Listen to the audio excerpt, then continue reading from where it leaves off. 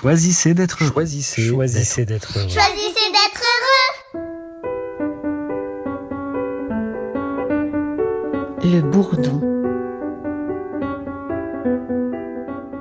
Au concert il y a quelques jours, événement improbable dans cette petite église de campagne, on donne la première suite pour violoncelle seul de Benjamin Britten, l'un des sommets absolus de la littérature du XXe siècle pour violoncelle seul.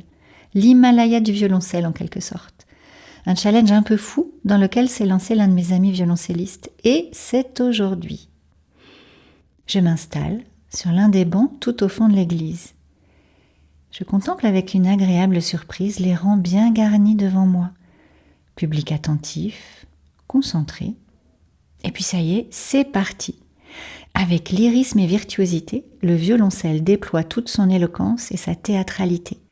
D'une chaconne à l'esprit baroque à une marche militaire, pour l'instant d'après nous emmener triomphalement à l'opéra, puis nous transporter ensuite au cœur de la Russie profonde. Les phrases musicales s'enchaînent et s'entrelacent, l'archet virevolte d'une corde à l'autre.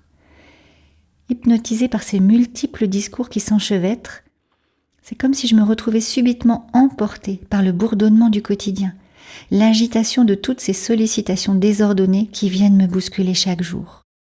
Étourdie au point que je ne sais plus à vrai dire si elles se contredisent ou si elles se renforcent mutuellement.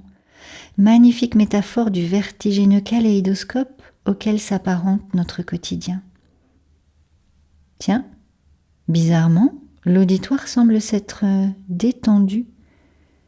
Il y a comme quelque chose de plus tranquille dans l'air à présent, quelque chose de plus apaisant. Et je réalise subitement que se détache parmi ce kaléidoscope de notes un son continu.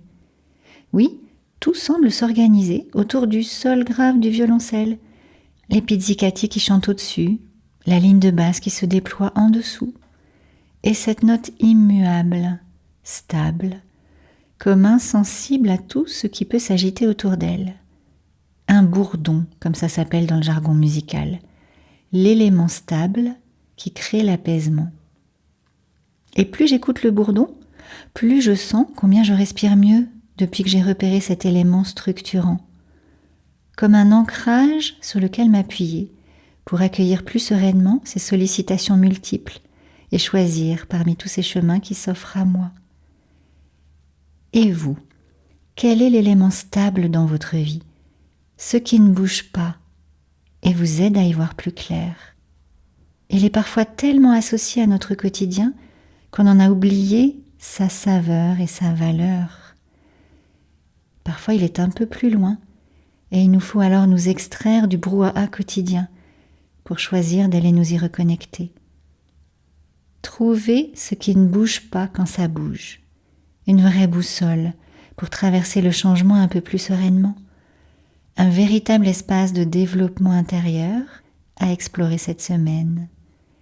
Belle journée à vous et choisissez d'être heureux.